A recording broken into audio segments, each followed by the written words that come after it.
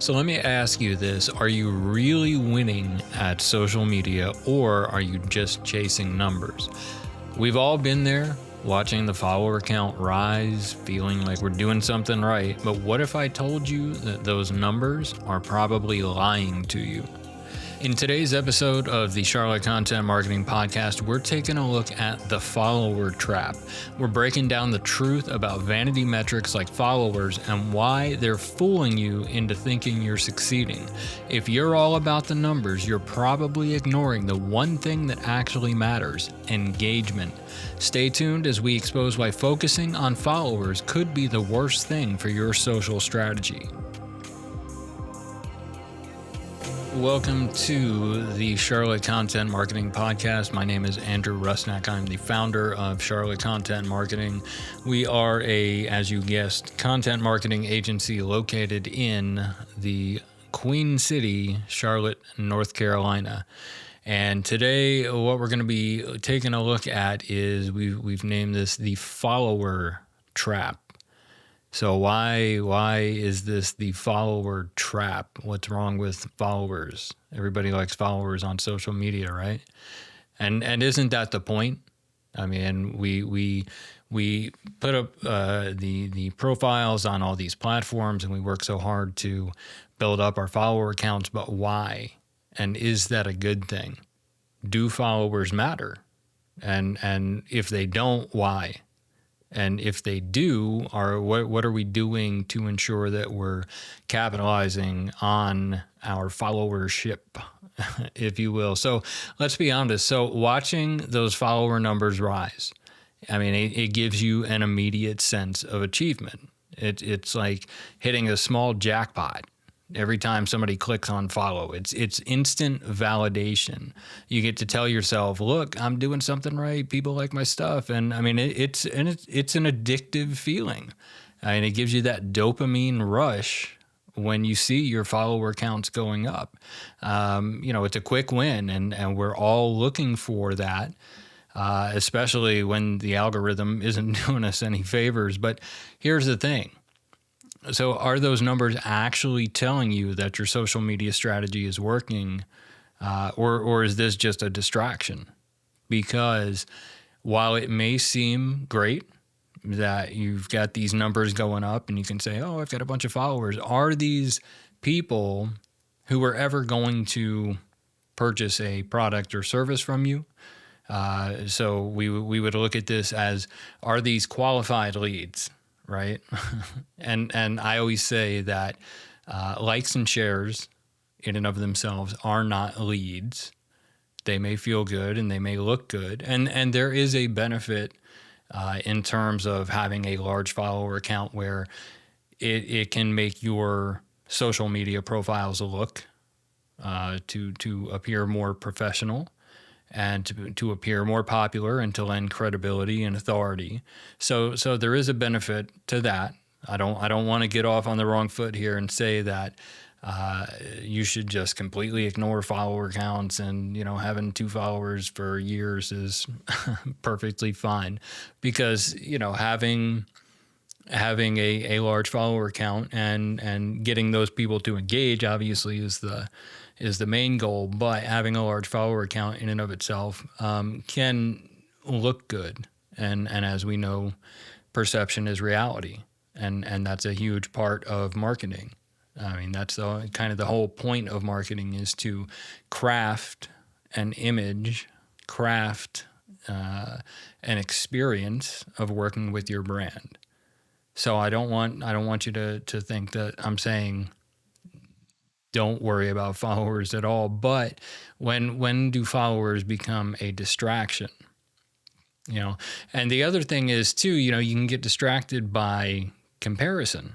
And this is one of the biggest problems on social media as a whole. But if you're a business owner and you're looking around at competitors and businesses in adjacent industries, and you're seeing that they're racking up thousands or millions of followers, and it's easy to fall into that trap of comparison. You start thinking, what are they doing that I'm not?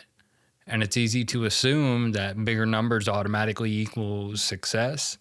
And a lot of times that couldn't be any further from the truth. This is where the danger lies.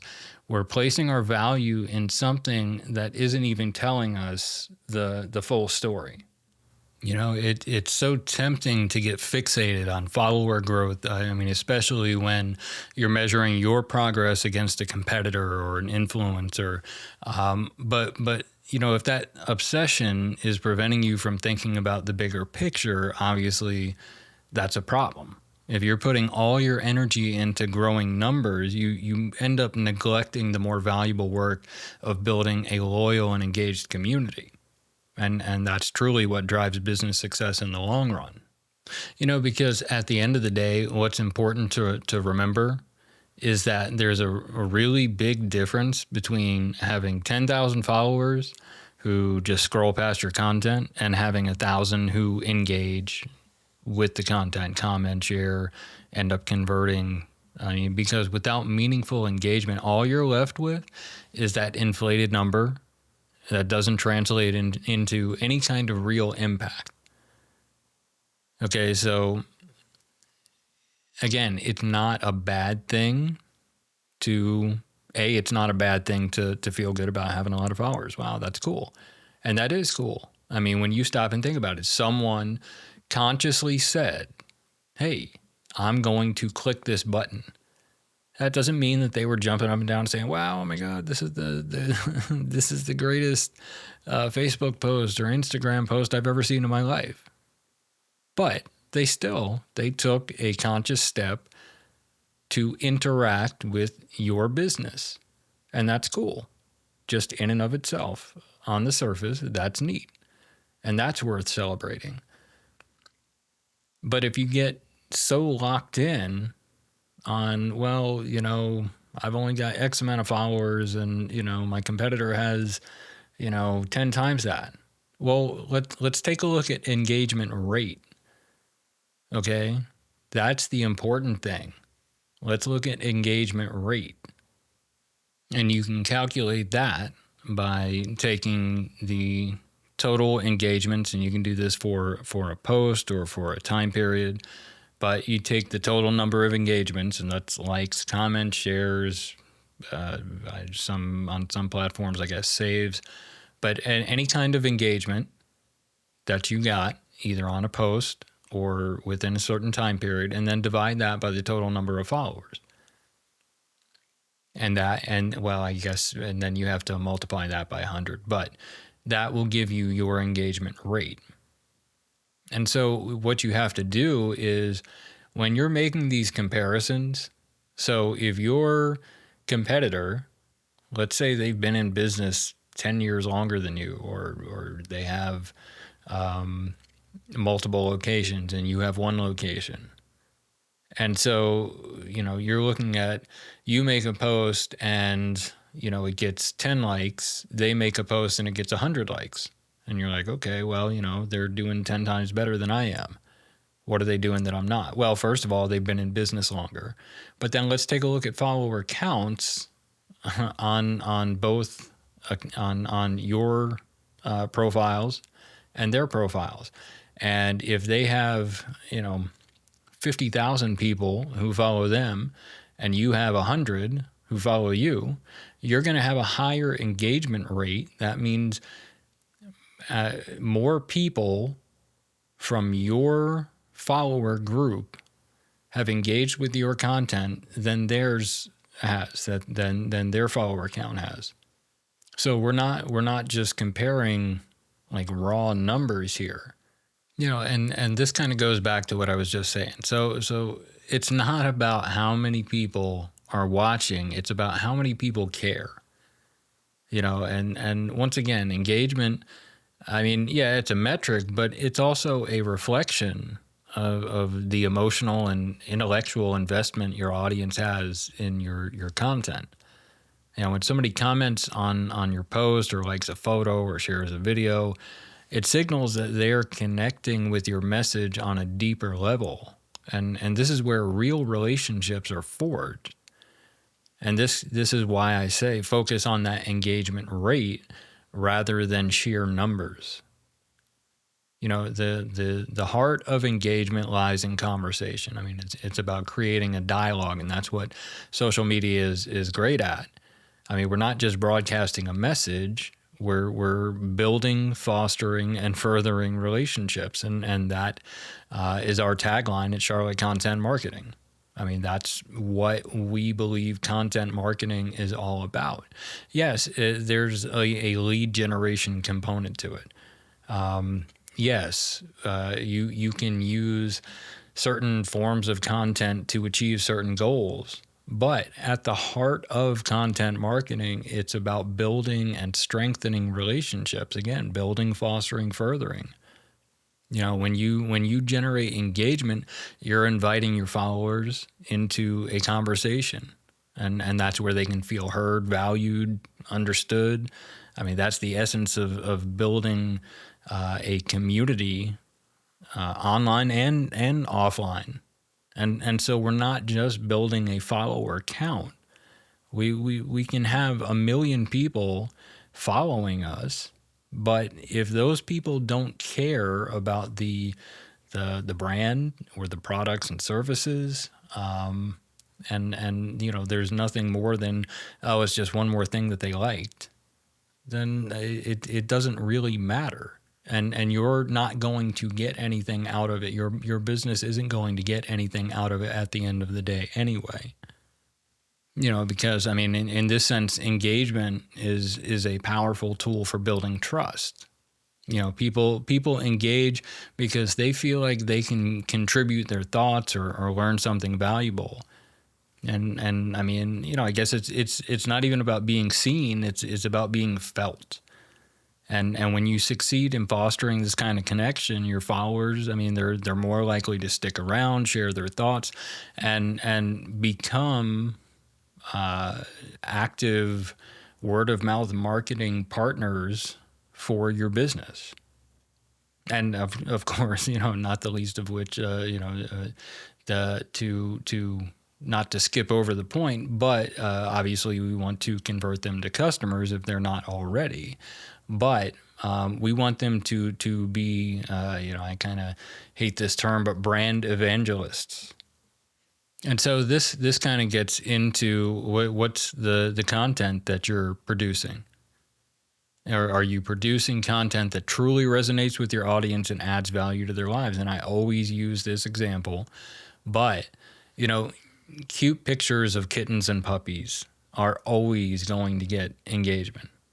Okay, they just are. When shown to enough people, they're going to get engagement. But unless your business sells cute puppies and kittens, then are those posts really doing you any good?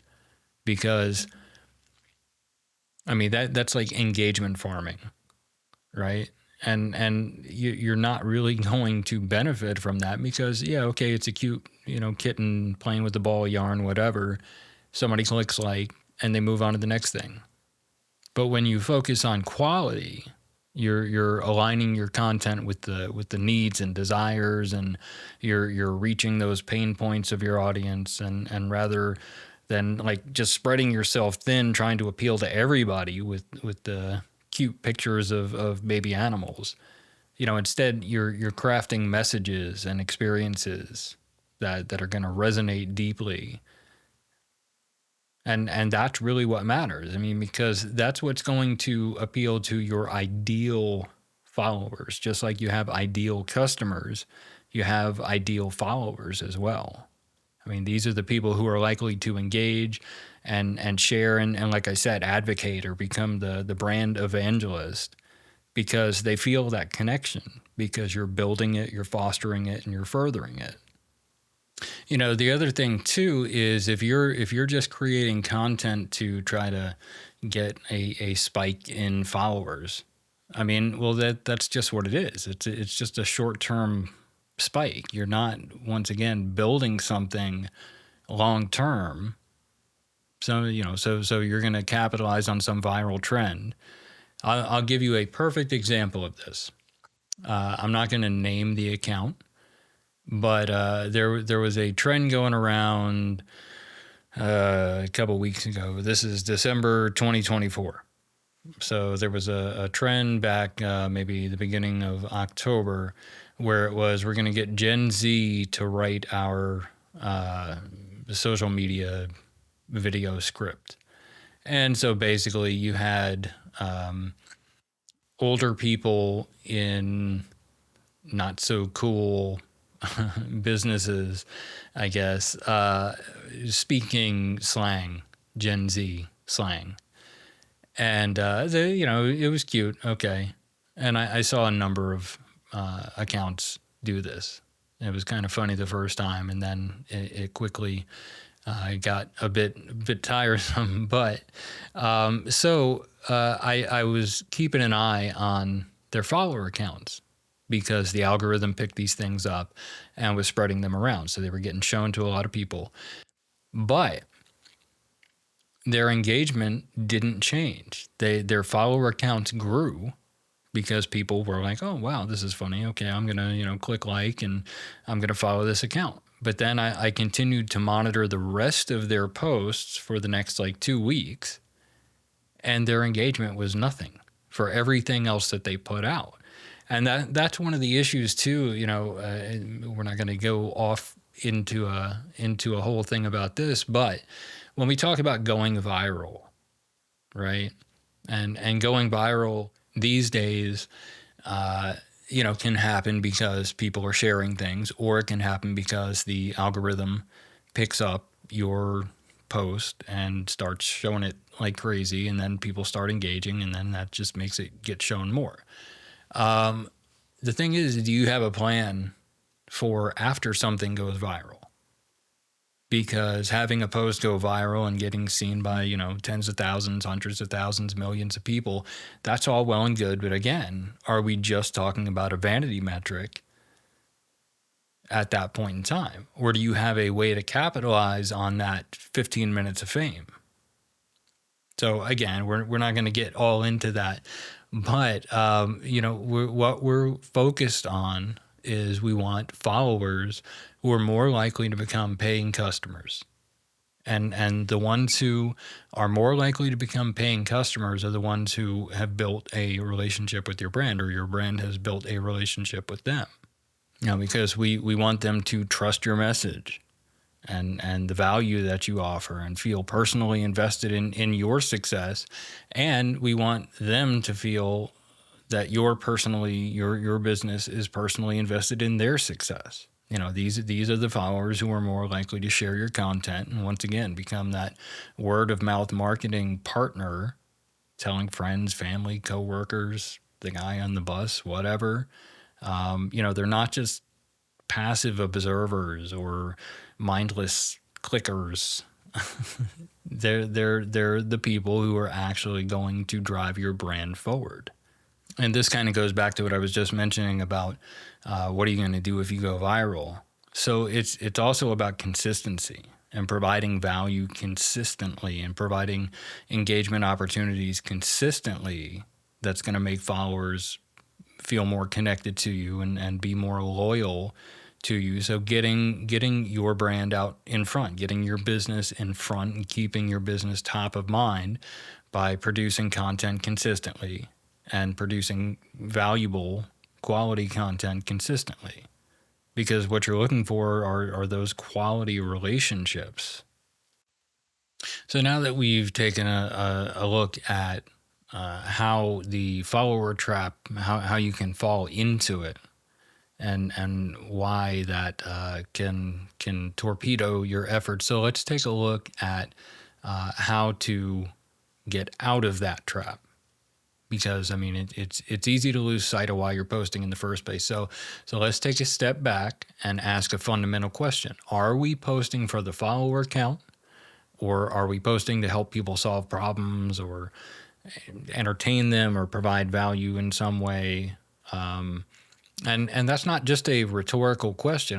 That's got to be a mindset shift, particularly if you're already in the follower trap mindset, if you will. When your goal is simply to accumulate followers, you're going to get into the trap of posting content that is designed just for likes and shares. And you're not going to be considering whether this is truly adding value. Now, on the other hand, when your focus is on solving real problems or offering meaningful entertainment, you're creating content that's designed to engage and connect with your audience on that deeper level. And so by shifting your approach from the start away from those vanity metrics to a more value-driven content standpoint, that's when you're more likely to foster the loyal and engaged community rather than just a bunch of passive followers.